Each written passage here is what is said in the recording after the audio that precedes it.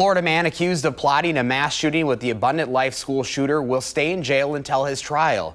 The judge denied 22-year-old Damian Allen bond after hearing disturbing messages he allegedly exchanged with the teenage school shooter. Allen's lawyer argued he stopped texting the shooter months before she carried out her plan. She added the many real-looking police uniforms, legally owned guns, and other gear were part of his online gaming persona. Allen remains behind bars and under a risk protection order. The sheriff's office says his mental health history poses a danger. Backyard poultry has reached Wisconsin. CDC says one person here in the state is among 7 sickened across 6 states. The outbreak is tied to backyard chickens and ducks, which can carry salmonella even if they look clean and healthy. Most symptoms include diarrhea, fever, and stomach cramps. CDC advises washing your hands after handling birds, supplies, or eggs, and wearing separate shoes when working in your coop. Well, the warm and sunny weather continues this afternoon. First Warn meteorologist Jacob Montesano is live on our weather patio here in Madison with his certified most accurate forecast. Beautiful day out there.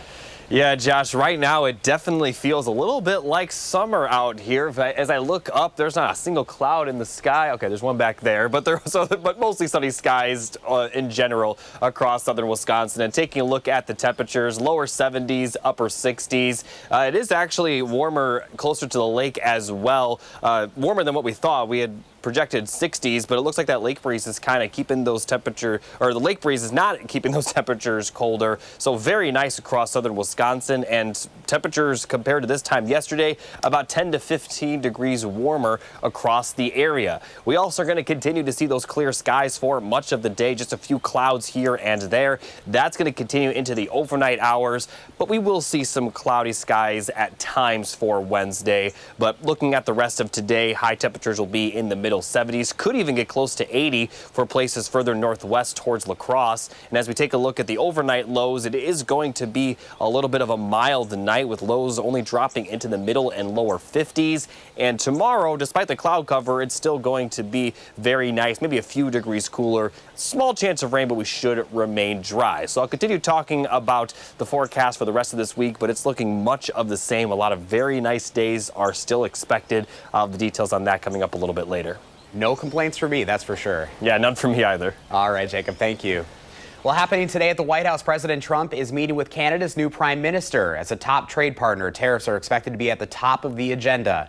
Under former Prime Minister Justin Trudeau, Canada announced retaliatory tariffs on tens of billions of dollars of U.S. goods. Business leaders say not reaching an agreement is not an option since the North American economies are intertwined. If the issue is of a trade deficit, which we can dispute whether there is or isn't one, but let's address what actually needs to be addressed and not morph all kinds of other issues to make this more complicated. Among the dozens of U.S. products being impacted by Canadian tariffs are orange juice, bourbon, beer, and wine, as well as peanut butter, clothing, and even motorcycles.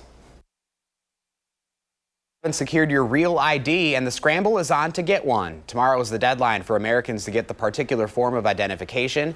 If you don't have a real ID or another accepted form of identification, such as a passport, you can face delays at airport security. You can expect additional screening and the possibility of not being allowed beyond the security checkpoint if your identity cannot be verified there.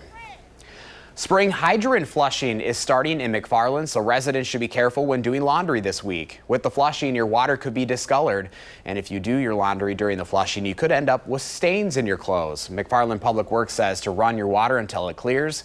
They also say to double check your washing machine before doing any laundry. The DNR requires annual hydrant clearing to remove mineral deposits and circulate pocketed air and water. Hydrant flushing should be finished by Friday.